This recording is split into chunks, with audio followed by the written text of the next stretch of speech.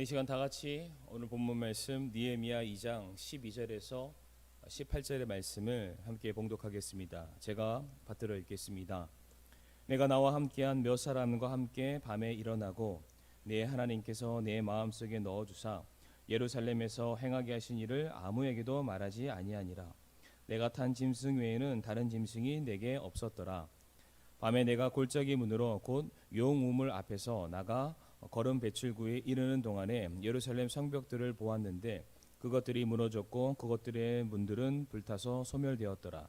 그때 내가 앞으로 나아가 샘문과 왕의 연못에 이르렀으나 거기에는 내가 탄 짐승이 지나갈 곳이 없었으므로 이에 내가 그 밤에 시내를 따라 올라가 성벽을 살펴보고 그 뒤에 돌이켜서 골짜기 문으로 들어와 이처럼 돌아왔으나 치리자들은 내가 어디에 가서 무엇을 하였는지 알지 못하였고 나도 그것을 유대인들에게나 제사장들에게나 고귀한 자들에게나 치리자들에게나 그 일을 한 나머지 사람들에게 아직 고하지 아니하니라. 그 뒤에 내가 그들에게 이르기를 우리가 당하는 고난을 너희가 보는도다. 예루살렘이 피폐하고 그것의 성문들이 불탔으니 오라 우리가 예루살렘 성벽을 건축하여 다시는 수치거리가 되지 말자 하고 그때 내가 그들에게 내 위에 선하게 임한 하나님의 손과 또 왕이 내게 하신 말씀을 고하였더니 그들이 이르되 우리가 일어나 건축하자 하고 이처럼 그들이 자기 손을 강하게 하여 이 선한 일을 하려 하니라. 아멘. 오늘 오후 말씀을 위해서 이 시간 함께 기도하겠습니다. 하나님 아버지 감사를 드립니다. 이 시간 우리들에게 주실 하나님의 귀한 음성과 말씀을 우리가 기대하고 사모합니다. 우리가 주실 그 말씀을 우리가 마음문 열고 우리가 받아들일 수 있도록 또 깨달을 수 있도록 성령 하나님께서 우리와 함께하여 주시옵소서. 예배의 시정일관을 주님의 손에 맡겨드리올 때에 모든 말씀 살아계신 예수님의 이름으로 간절히 기도를 드리옵니다. 아멘.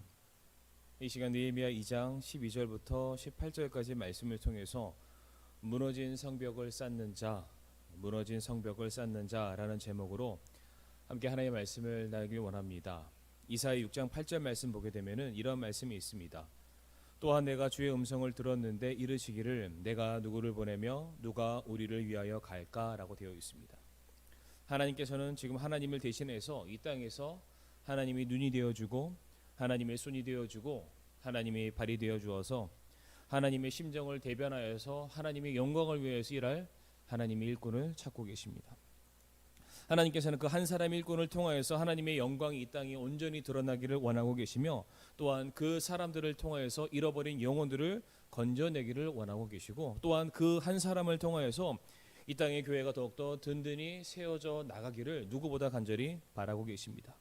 하나님은 오늘도 하나님을 예배하고 하나님의 일을 위하여서 자신의 모든 삶을 드리기를 원하는 그 한 사람을 찾고 계시고 또한 그 사람에게 하나님께서 능력을 보유해 주시기를 누구보다 원하고 계십니다.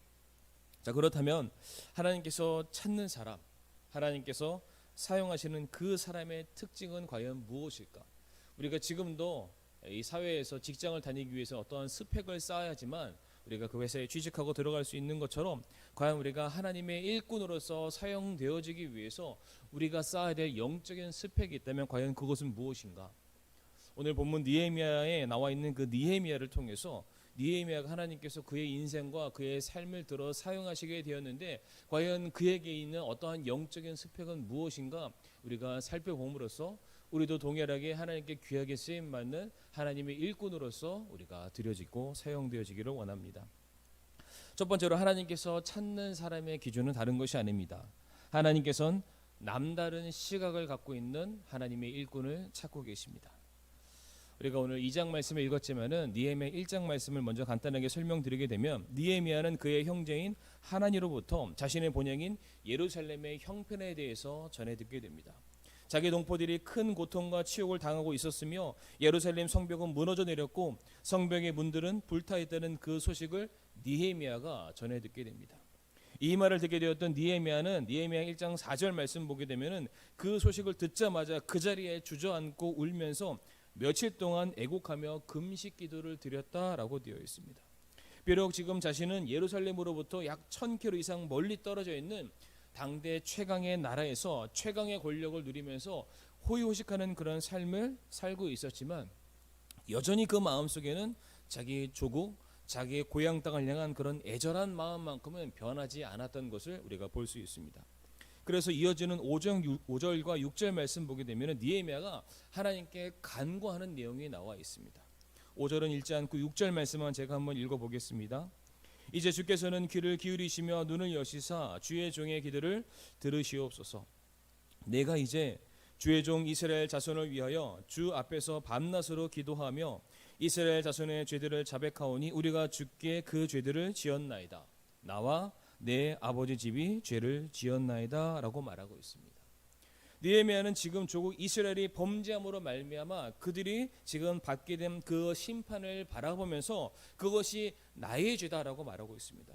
지금 어찌 보면은 느헤미야와 전혀 상관없는 나몰라라 할 수 있는 그런 상황 가운데서 느헤미야는 하나님께 기도하기를 그것이 나의 죄라고, 그것이 나의 잘못이라고 하나님께 나아가 지금 회개의 기도를 느헤미야는 드리고 있습니다.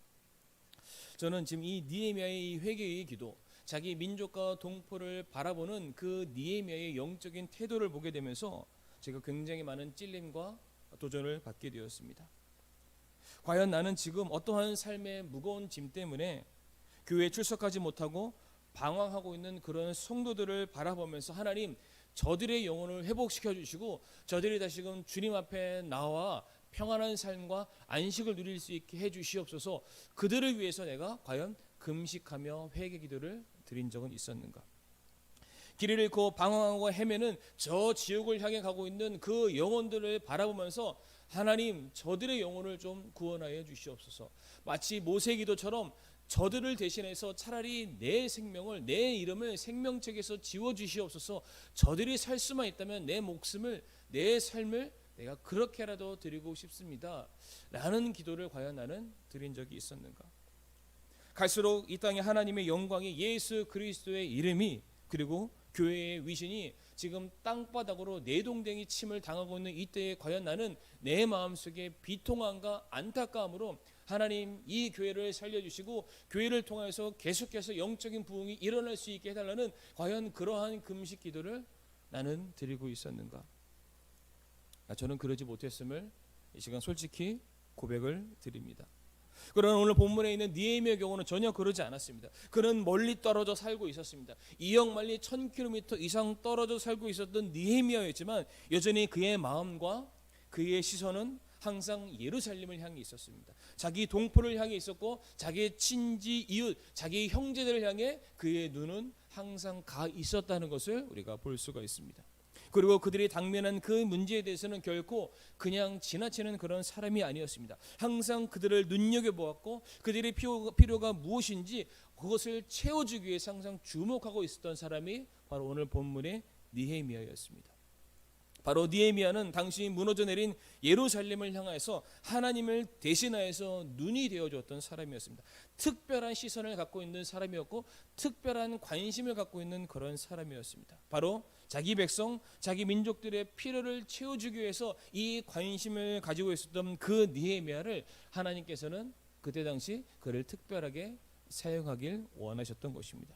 그렇기 때문에 하나님께서는 그 느헤미야를 통해서 그때 당시 무너져 내렸던 그 예루살렘을 다시금 새롭게 회복시키기 위해서 그가 섬겼던 왕이었던 아닥사스다 왕을 통하여서 모든 필요를 체험받고 그의 고향 예루살렘으로 떠날 수 있도록 그에게 특별한 은총과 축복을 내려주시게 되었던 것입니다.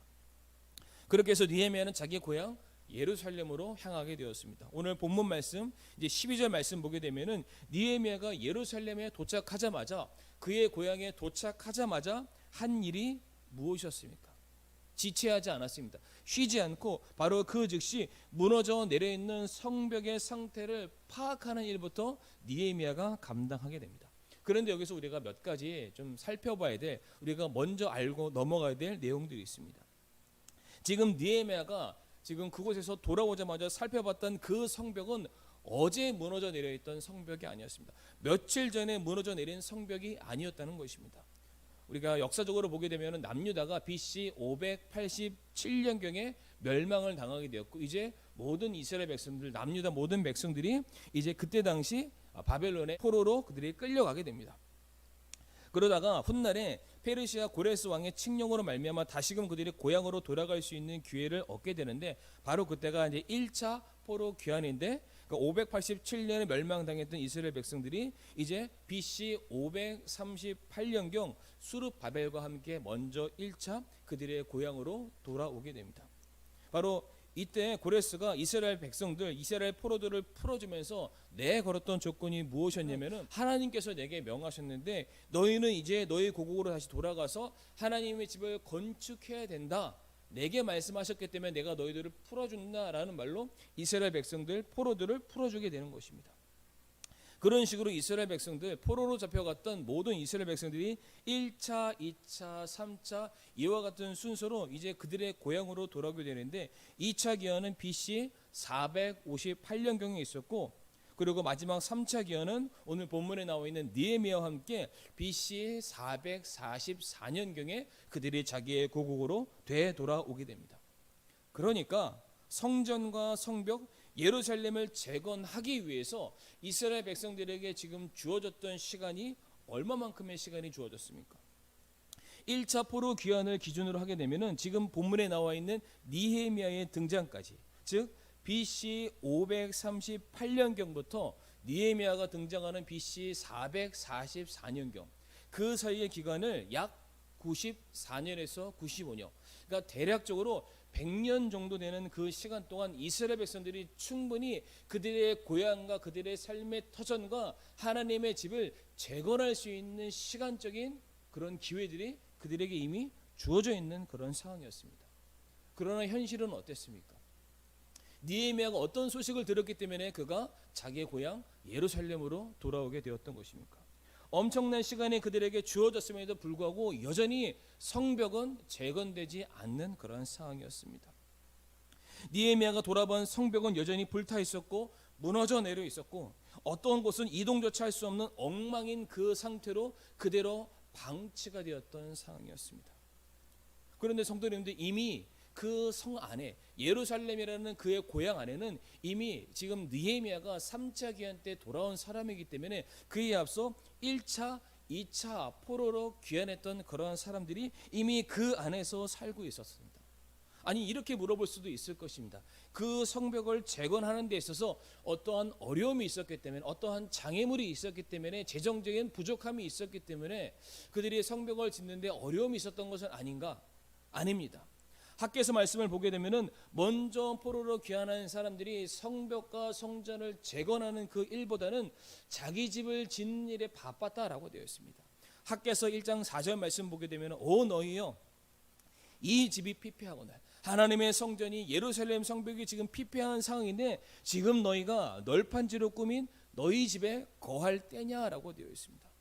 지금 어느 누구도 무너져 내린 성벽을 바라보면서 내가 저것을 재건해야 되겠다는 생각조차 하지 아니하고 그냥 무심코 그것만 바라보고 지나칠 뿐이었습니다. 자기 앞길, 자기 앞가름하기에 바쁜 그런 삶들을 모두가 살았다라는 것입니다. 성도님들, 들어보신 적이 있는지는 모르겠지만 깨진 유리창 법칙이라는 그런 말이 있습니다. 그게 무엇이냐면은, 어느 건물에 깨진 유리창 하나가 있는데 그것을 바로 새 것으로 갈아 끼우지 않으면 이제 그 건물의 다른 유리창들도 이제 계속해서 연쇄적으로 이제 깨진다고 합니다. 깨진 유리창을 바라보면서 저것을 갈지 않으면 관리하는 사람이 없는 것이고, 관리하는 사람이 없다면은 그 건물이 사용되지 않는 건물이기 때문에 또 다른 사람들이 또 다른 창문들을 깨게 되면서 결과적으로는 모든 창문들이 다 깨어진다라는 법칙. 결국 그 건물이 가지고 있는 가치와 사용 용도가 완전히 폐기된다라는 그런 법칙이 있습니다. 본문 당시에 유대인들이 그러했다는 것입니다. 날마다 그들은 무너진 성벽들을 아마 바라봤을 것입니다. 그 옆에서 자기 집을 짓느라 어쩌면 성벽이 무너져 있는 것조차 관심 없고 알지도 못했던 그런 상황이었을지도 모르겠습니다. 어쩌면 그 무너진 성벽 자체가 그냥 지극히 자연스러운 상태처럼 그들에게 받아들였을지도 모르겠습니다. 그런데 느헤미야의 경우에만, 그의 눈에만 그 성벽이 다르게 보였습니다. 사실 눈에 비치는 성벽의 모습은 느헤미야나 다른 예루살렘에 거하고 있는 그 백성들이나 똑같은 모습일 것입니다. 하지만은 그것을 바라보고 난 그 이후에 그의 마음에 전해진 부담감과 책임감은 다른 사람들과는 전혀 느헤미야에게는 달랐다라는 사실입니다. 수많은 사람들은 평생의 삶 동안 100년이라는 시간 동안 그 성벽을 바라보면서 아무런 자극과 아무런 부담감을 갖지 못했지만 느헤미야라는 한 사람에게 있어서 그 무너져 내린 성벽은 이제 자기 생에 있어서 일생일대에 반드시 일으켜 놓아야 될 사명처럼 여겨졌던 것입니다. 느헤미야는 지금 이 무너져 내린 성벽을 여기 와서만 바라봤던 것이 아니라 이미 1000km 2억 마일리 떨어진 그곳에서 이미 바라보고 꿈꾸고 있었던 그런 사람이었던 것입니다. 바로 이렇게 특별한 시선, 남다른 시선을 가지고 있는 이 한 사람으로 말미암아 수십 년, 수백 년 동안 무너져 내려있던 그 예루살렘 성벽이 단 52일 만에 재건되는 놀라운 역사가 일어나게 됩니다. 우리들 중에는 혹시 이와 같은 사람들은 혹시 없으십니까? 유대인들처럼 성벽이 무너져 있는 것이 그냥 당연한 것으로 여기시는 혹시 그런 성도님들 계시지 않습니까? 교회 안에 정말로 우리들의 손길이 가야 되고 누군가의 도움을 받아야 되며 우리가 정말로 열심을 다해서 헌신해야 될 많은 부분들이 있습니다. 꼭 우리 교회만 지칭하는 것이 아니라 많은 교회, 우리 주변에 정말로 우리들의 도움의 손길, 우리들의 헌신이 필요한 영적으로 무너져 내려 있는 어떠한 사람이 있고 어떠한 환경들이 있을 것이고 어떠한 사역들이 반드시 존재하게 될 것입니다. 혹시 그럼에도 불구하고 우리 성도님들 혹시 그것에 대해서 부담스러운 눈길로 지금 바라보고 계십니까? 아니면은 그것을 전혀 관심 없는 것으로 그냥 치부하시면서 그냥 내 앞길, 내가 살아갈 내 인생을 향해서만 주목하면서 혹시 달려가고 계시지는 않습니까? 어쩌면은 교회 일은 성전을 섬기는 일을 업으로 삼는 레위인과 같은 그런 특별한 사람들의 일이기 때문에 나는 거기에 관심을 둘 필요 없고 나는 거기에 시선을 둘 필요 없어 라고 그렇게 생각하시는 성도님들은 없으십니까? 제가 교회 일만 말씀드리는 것은 결단코 아닙니다. 우리 주변에 여전히 예수님을 알지 못하고 믿지 않고 구원받지 못하는 많은 영혼들이 있을 것입니다. 심지어 내 주변에 있는 친구들만을 말하는 것이 아니라 한 지붕 밑에 여전히 내 사랑하는 가족 중에 아직도 구원받지 못한 내 사랑하는 부모요, 형제요, 내 자녀들이 있을 텐데 여전히 우리가 그들을 바라보면서 안타까워하지 아니하고 있고 그들의 영혼이 주님께로 돌아오는 그 일을 위해서 우리가 금식하지 아니하고 있고 그 일을 바라보면서 정말로 아무런 부담감을 우리가 느끼지 않고 있다면 어쩌면 우리는 오늘 본문에 나와 있는 그 이스라엘 백성들과 같은 그런 모습은 아닐까. 정말로 우리가 두렵고 떨리는 마음으로 우리 자신의 모습을 이 시간 돌아보기를 원합니다. 전도서 11장 9절에 이런 말씀이 있습니다. 오 청년이여 내 젊은 때를 기뻐하라. 내 젊은 시절에 내 마음에 너를 기뻐하고 내 마음이 원하는 길들로 걸으며 내 눈이 보는 대로 걸으라. 그러나 이 모든 일들로 인하여 하나님께서 너를 심판자리로 데려가실 줄 너는 알라라고 되어 있습니다. 지금 하나님께서 뭐라고 말씀하십니까? 내 눈에 보이는 대로 조차 행하라. 네가 원하는 대로, 네가 계획한 대로, 네 눈에 보이는 대로 좋게 생각하는 그대로 살아라. 그러나 하나님이 그 모든 일로 인해서 너가 보기 좋은 대로 간 너의 그 인생길에 대한 모든 결과에 대해서 반드시 하나님께서 그런 너를 심판하실 줄은 잊지 말고 기억하라라고 말씀하고 있습니다. 무엇을 우리들에게 말해주고 있습니까? 우리가 무엇을 보고 있는지, 우리가 어디에 관심을 두고 우리가 걸어가고 있는지, 그것이 앞으로 우리가 훗날에 받게 될 삶과 영원한 삶과 결부되어 있다, 관계되어 있음을 말씀해주고 있는 것입니다.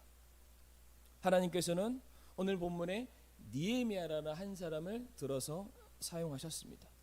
이역 말리 멀리 떨어져 있지만 마치 내 집 안방을 살펴보는 것 같이 자기 옆에 있는 성도들을 바라봤던 그 한 사람, 교회 일에 대해서는 눈을 감고서라도 모든 상황을 이미 살펴서 모든 것을 이미 파악하고 있는 그 성도를, 그래서 한시라도 그 일을 위해서 내 삶을 드리기를 기꺼이 준비되어 있는 그 한 사람, 특별한 시선을 가지고 있는 그 그 한 사람을 하나님께서는 찾기를 원하고 계시고 하나님께서는 그 사람을 통해서 하나님의 선하신 일을 이루기를 원하신다는 사실입니다. 두 번째로 하나님께서는 남다른 시선을 갖는 그런 사람들도 찾고 계시지만 또한 남다른 열정을 갖고 있는 그런 일꾼을 하나님께서는 찾으시고 그를 사용하기를 원하고 계십니다. 이렇게 한밤중에 성벽 답사를 마치고 돌아온 느헤미야는 이제 한동안 아무런 말이 없었습니다. 대신 신중하게 생각하고 기도한 끝에 드디어 유다 백성들의 지도자들을 모아놓고 이제 예루살렘 성벽 재건을 향한 계획을 이제 밝히게 됩니다. 그러면서 처음 느헤미야가 그의 입을 떼면서 했던 그 말이 무엇이었냐면은 우리가 당하는 고난을 너희가 보는도다라고 말하고 있습니다. 우리가 당하는 그 고난을 너희가 보는도다. 그게 바로 본문 17절 말씀에 기록되어 있습니다.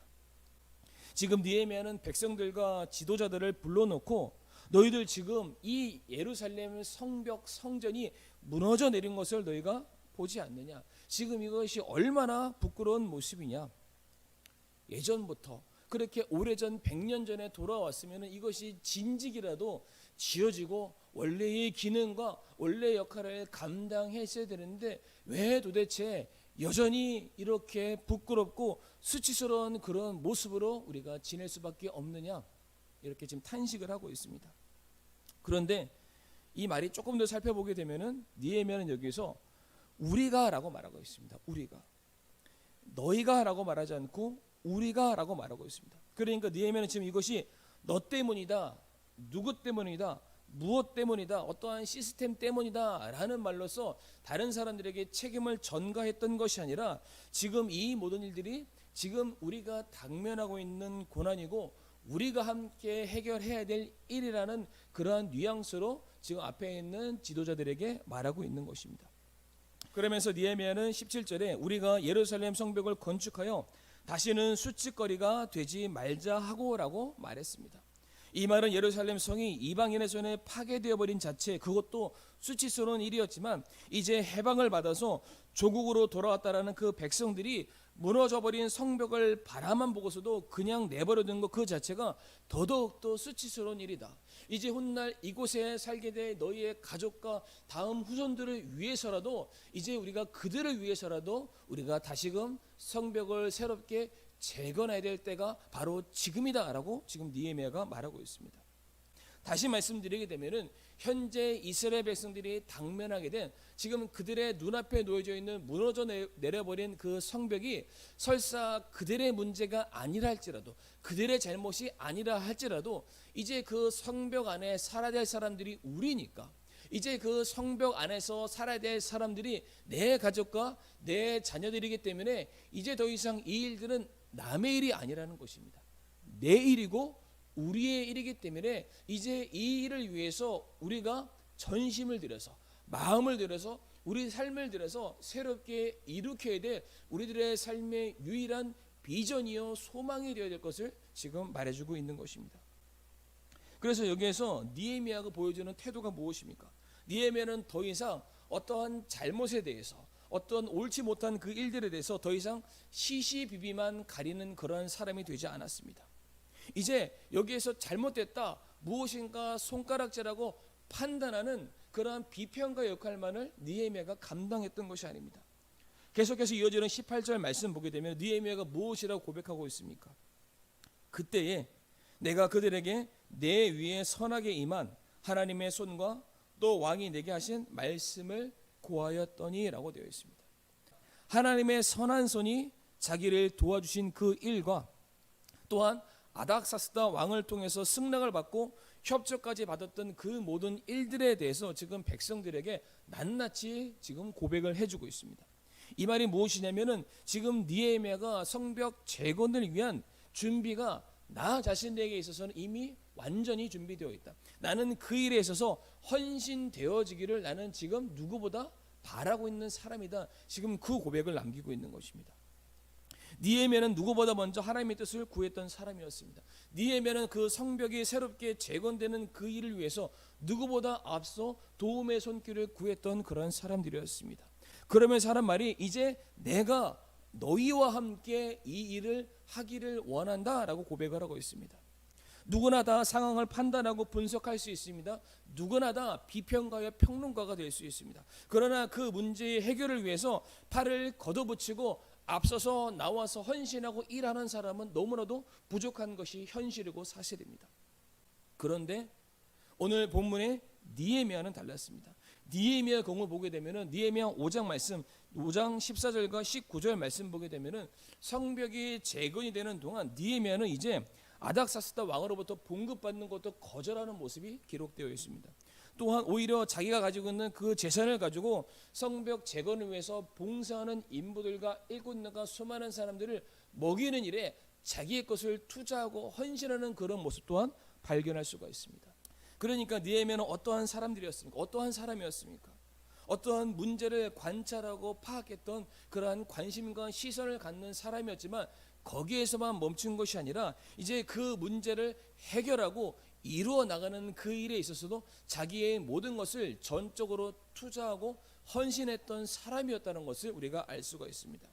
바로 이와 같은 느헤미야의 말을 듣게 되자 모든 백성들이 기다렸던 것처럼 오늘 본문 느헤미야 2장 18절 말씀 그 후반절 말씀 보게 되면은 모든 백성들이 일어나 우리가 건축하자라는 말을 하게 됩니다.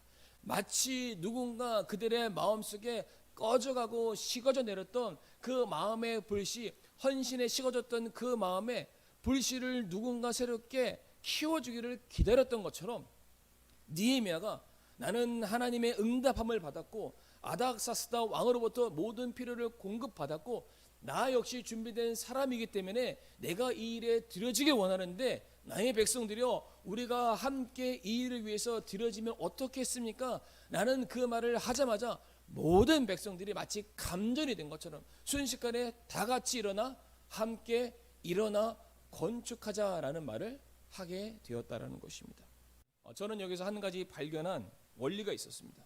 그것이 무엇이냐면은 교회의 성장과 교회의 부흥은 물론 훌륭한 목사와 훌륭한 설교자도 필요하지만 진정한 부흥으로 이끌어내기 위해서 정말 우리가 어떠한 교회의 사역 하나님께서 우리에게 맡겨주신 비전과 그 계획을 성공적으로 이루기 위해서는 오늘 본문에 있는 느헤미야처럼 전적으로 헌신되어 있는 단 한 명의 열정으로 가득 차 있는 성도면은 가능하다. 저는 그렇게 말씀을 통해서 깨닫게 되었습니다. 단 한 명의 열정적인 성도가 이제 하나님의 마음과 하나님의 시선으로 어떤 일을 바라보고 그 일을 위해서 자기의 모든 삶을 드림으로 말미암아 그 마음으로 옆에 있는 다른 성도들, 다른 사람들을 자극시키고 격려하고 고무하게 되었을 때에 사실 그 이스라엘 백성들이 약 100여 년이라는 그 이상 동안 성벽을 재건하지 못하고 지지부진하게 지내왔었을 때 그 사이에 그 사람들에게 하나님의 말씀을 대변해주는 선지자, 대언자가 없었던 것이 아닙니다.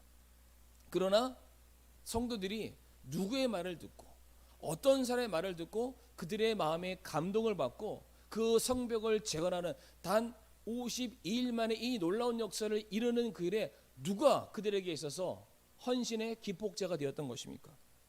바로 느헤미야 한 사람이었습니다. 느헤미야는 다윗처럼 왕의 직분도 아니었습니다. 그렇다고 해서 사무엘이나 또 다른 대언자들처럼 하나님의 말씀을 직접적으로 받아들이는 그런 사람들도 아니었고 또 신약 성경에 나와 있는 베드로나 사울처럼 바울처럼 어떤 사도의 직분을 가지고 있는 그런 사람도 아니었습니다. 그냥 엄밀히 따지게 되면은 하나의 성명, 일개의 한 성도에 지나지 않는 그런 사람이었을 뿐입니다. 그럼에도 불구하고 느헤미야에게는 어떠한 마음의 열정이 있었습니까? 하나님의 시선으로 자기에게 처한 환경들과 또 다른 영혼들을 바라볼 줄 아는 그런 눈을 가지고 있었던 사람이었습니다. 뿐만 아니라 그 하나님의 일에 대해서 그것은 나의 일이고 너의 일이고 내 책임이 아니고 네 책임이다 이렇게 이분법으로 긋는 사람이 아니라 우리의 모두의 일이다. 우리가 함께 그 문제 가운데 서 있는 한 그 일은 나의 일이고 우리의 일이고 우리가 함께 해결해야 될 하나님의 뜻이다라고 그렇게 말할 줄 아는 그런 사람이었습니다. 그리고 더불어서 우리가 함께 이 일을 해야 된다.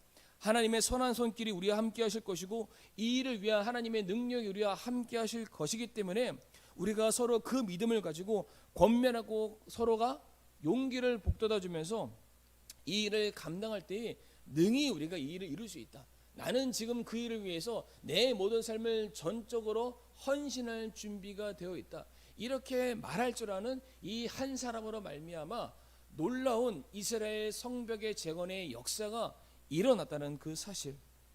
저는 바로 오늘 본문에 나와 있는 그 느헤미야가 누구보다 하나님께서 간절하게 찾는 하나님의 일꾼이요 하나님의 사람이었고, 바로 그 느헤미야 같은 사람이 오늘 이 자리에 계시는 우리 사랑하는 성도님들이 되기를 원하고, 바로 제 자신이 되기를 원합니다. 오늘 본문에서 하나님께서 찾으시는 사람의 특징은 다른 것이 아닙니다. 뭔가 남들보다 더 특별한 스펙을 가져야 되고 더 많은 능력과 은사를 가진 사람을 하나님께서 더 귀히 여기시고 그를 하나님의 일꾼으로 삼으시는 것이 아닙니다. 오늘 본문에 나와 있는 느헤미야처럼 정말로 하나님의 마음으로, 하나님의 눈으로 우리의 교회와 옆에 있는 영혼들을 바라볼 줄 아는 그 사람, 그리고 바라보는 것뿐만 아니라 하나님의 마음과 하나님의 그 열정과 사랑하는 그 마음으로 손과 발이 되어져서 섬겨줄 수 있는 사람, 전적으로 헌신되기를 이미 작정한 그 성도를 통하여서 하나님께서는 무너져 내렸던 것을 새롭게 세우실 것이며 다시금 우리 교회에 놀라운 부흥의 역사를 하나님께서 이루어 주실 것을 믿습니다. 오늘 본문에 나와 있는 느헤미야와 같은 하나님께서 귀히 여기시고 쓰임 받으시며 하나님의 능력을 덧입으시는 오늘 우리 사랑하는 성도님들이 되시길 바라며 오늘 오후 말씀을 마치도록 하겠습니다. 이 시간 함께 폐 기도드리겠습니다. 하나님 아버지, 오늘 우리들에게 허락하여 주신 이 말씀을 인하여서 감사를 드리옵니다. 하나님께서 사용하셨던 느헤미야와 같이 우리가 정말로 남다른 시선, 주님의 마음으로, 주님의 그 눈으로 우리가 세상을 바라보고 우리의 주변에 있는 영혼들을 바라보며 우리가 우리에게 맡겨주신 이 교회 모든 사역들을 바라볼 수 있는 눈을 우리들에게 허락하여 주시옵소서. 또한 느헤미야처럼 정말로 열정을 가지고 우리에게 맡겨진 그 사역을 위해서 우리가 전적으로 드려질 수 있는 뜨거운 헌신의 마음을 우리에게 다시 한번 하나님 허락하여 주시옵소서. 그래서 혹여나 우리 교회 안에 무너져 내려 있는 곳이 있었다면, 우리 가정 안에 하나님 여전히 회복되어야 될 것이 있다면 우리를 통하여서 하나님께서 회복시켜 주시고 놀라운 부흥의 축복을 우리가 경험할 수 있는 은혜를 허락하여 주시기를 간절히 원합니다. 우리가 새롭게 맞이하는 한 주간도 성령 하나님께서 우리와 함께 동행하여 주시며 우리들의 기도에 선하게 응답하여 주실 것을 믿사오며 모든 말씀 살아계시고 다시 오실 예수 그리스도의 이름으로 간절히 기도를 드리옵니다. 아멘.